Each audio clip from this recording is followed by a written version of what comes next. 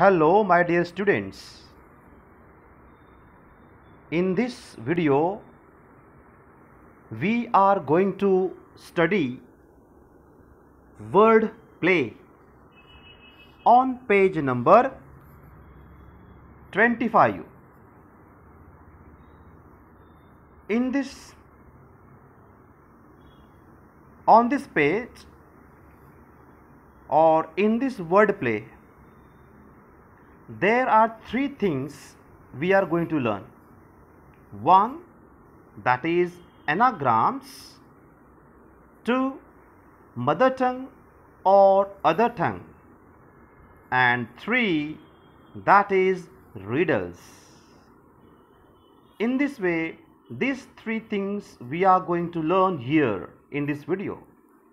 Let's try to understand first anagrams. This is word play.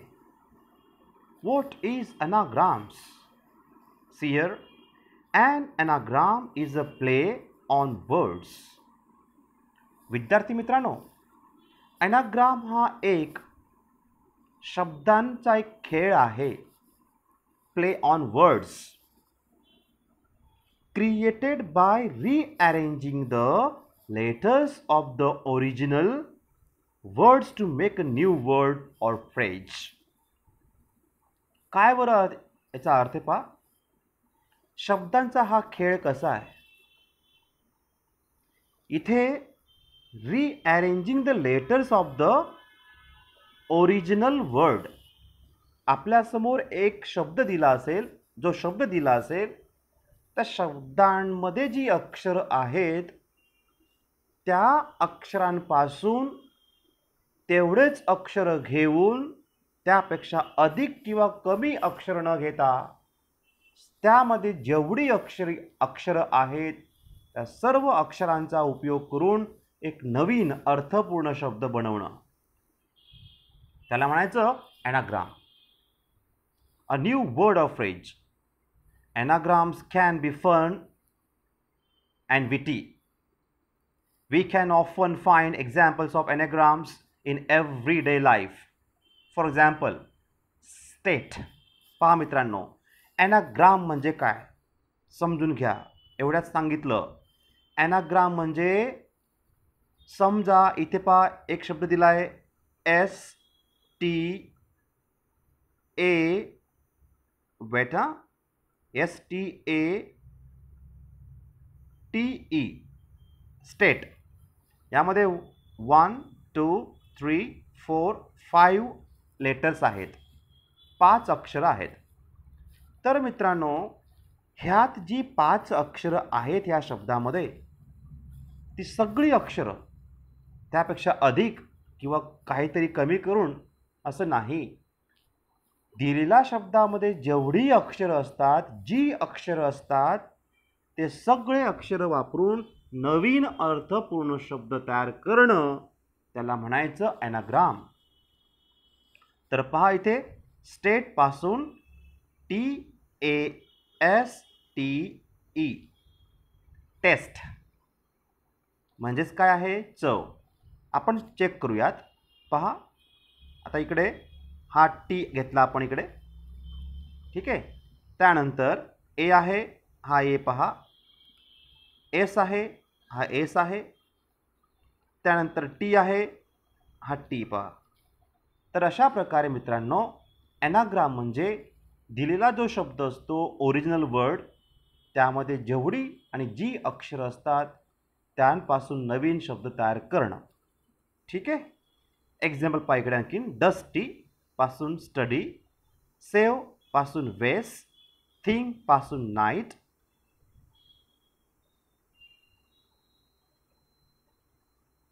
हे शब्द तयार केलेले आहेत. आता ग्रुप ॲक्टिव्हिटी पहा काय दिलंय.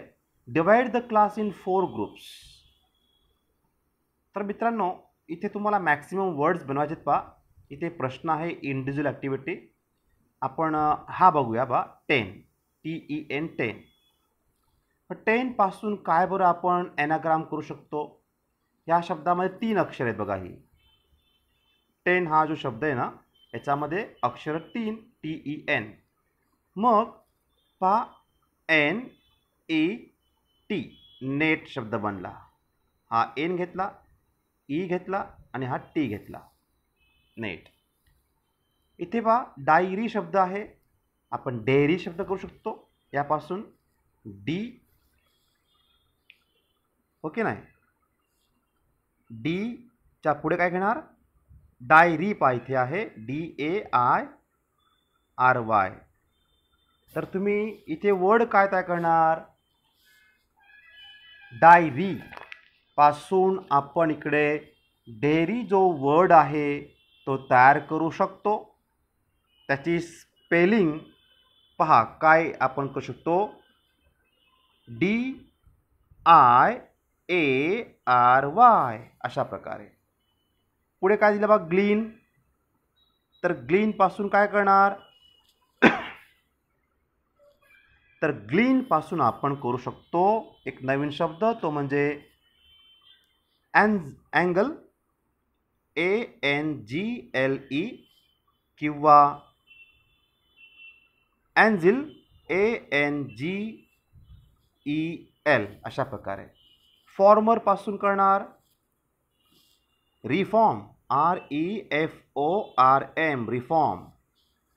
त्यानंतर ऑक्शंट यापासून आपण करणार एज्युकेशन, ADUCATION, ऑक्शंट पासून एज्युकेशन. त्याच्यानंतर शब्द पुढे आहे पहा लिसन. तर लिसन पासून आपण तयार करू शकतो शब्द ॲनाग्राम, तो म्हणजे सायलेंट, SILENT, सायलेंट.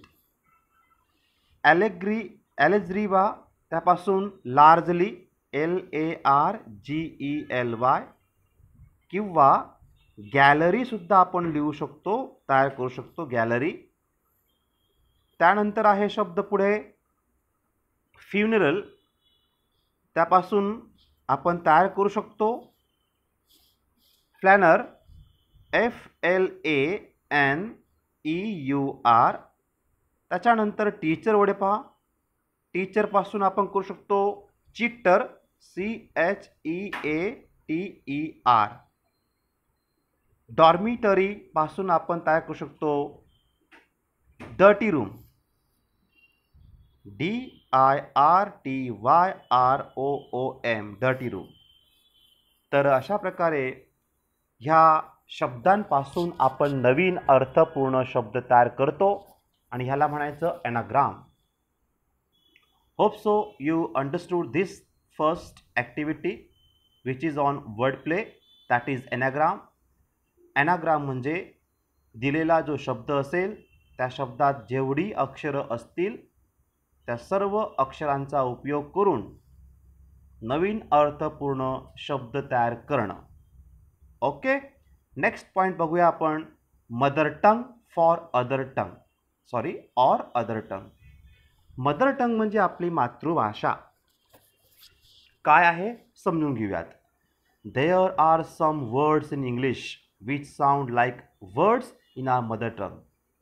मित्रांनो, इंग्रजी भाषेतील असे काही शब्द आहेत की त्यांचा उच्चार, प्रोनाऊन्सिएशन, त्यांचा साऊंड, आवाज हा आपल्या मातृभाषेत मॅच होतो. तसे उच्चार आपल्या भाषेत आहेत, मदर टंगमध्ये आहेत. But if you consider the meaning and use, you realise that they are different words all together.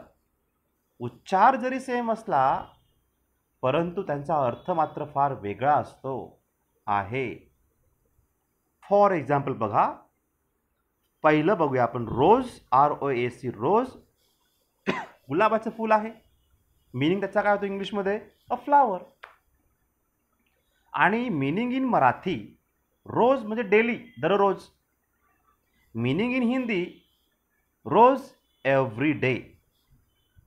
पहा समजलं. सेकंड पहा, सन, SUN, सन. आता SUN, सन म्हणजे अ स्टार इंग्लिशमध्ये. मराठीमध्ये सण, फेस्टिवल, उत्सव. आणि हिंदीमध्ये इयर, वर्ष. ठीक आहे. तर अशा पद्धतीने इथे इंग्रजी शब्दाचा जो उच्चार आहे त्याच्या मदर टंगमध्ये वेगवेगळे अर्थ असतात. तर मित्रांनो, ते वाचा, समजून घ्या आणि पुढे हा जो एक ॲक्टिव्हिटी आहे, कंप्लीट द फॉलोइंग टेबल, हा टेबल तुम्हाला पूर्ण करायचा आहे. तर पहा कसं पूर्ण करणार. तर इथे BOAT boat, meaning in Marathi a finger. Finger म्हणजे बोट म्हणतो ना आपण मराठीमध्ये, फिंगर. आणि BOAT बोटचा मिनिंग इन इंग्लिशमध्ये काय सांगणार. बोट म्हणजे आपण ज्याला नाव म्हणतो किंवा ते पाण्यात तरंगत असतं. बोट इंग्लिशमध्ये त्याचा अर्थ आहे अ vessel that float FLOAT on water, म्हणजेच बोट. ठीक आहे, पुढे बघूया आपण आता. पुढचा शब्द आहे तो म्हणजे मराठीमध्ये daughter in law. Daughter in लॉला इंग्लिशमध्ये आपण काय म्हणणार आणि वर्ड काय असणार. डॉटर इन लॉ तर सून, SOON, सून, त्याचा इंग्लिशमध्ये अर्थ असतो क्विकली, QUICKLY, क्विकली. आणि मराठी अर्थ आहे सून म्हणजे डॉटर इन लॉ, मुलाची पत्नी. पुढे पहा, रोप. इंग्लिशमध्ये अ स्ट्रॉंग कॉर्ड आणि मराठीमध्ये रोप म्हणजे काय, झाडाचं रोप म्हणतो ना आपण, प्लांट. यस, इथे लिहायचं मग तुम्ही अ प्लांट. पुढचं पहा, लेक, LAKE, लेक. इंग्लिशमध्ये पॉन्ड. लेक ही कोणाची लेक म्हणतो ना आपण, मराठीमध्ये मग काय, लेक म्हणजे डॉटर, DAUGHTER,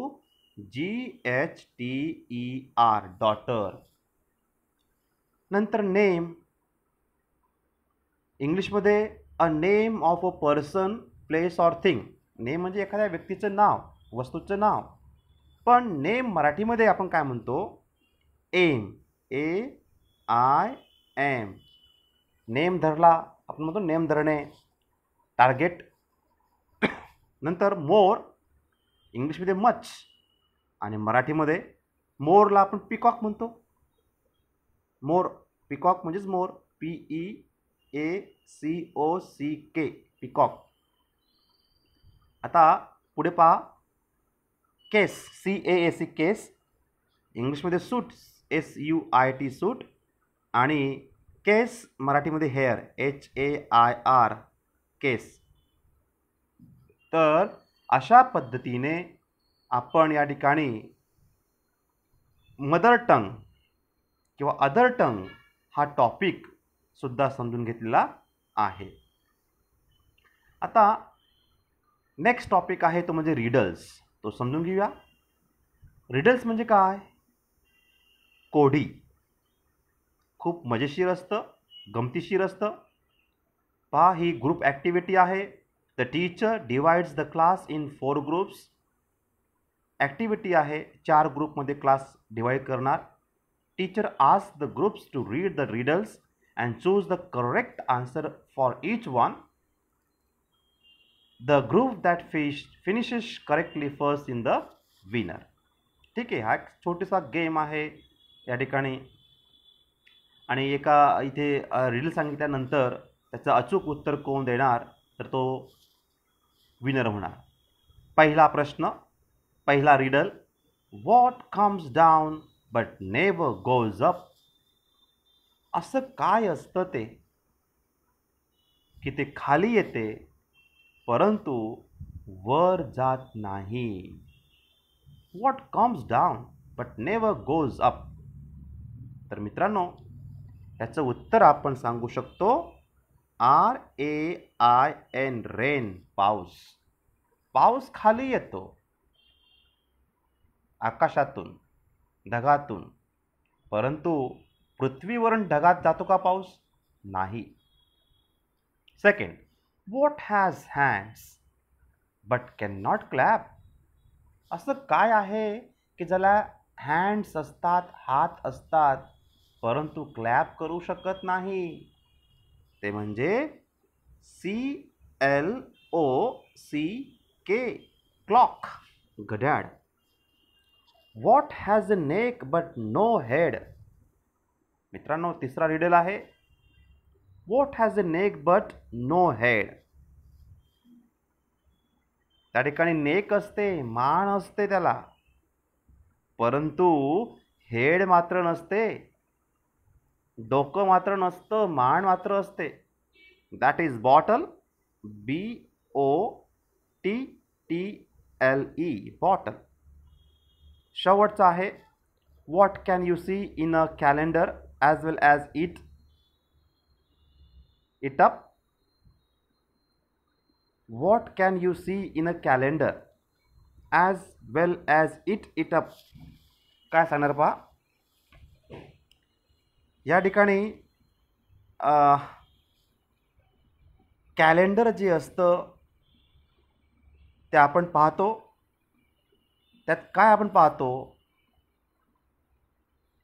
परंतु आपण ते as well as it up ते खाऊ शकत नाही.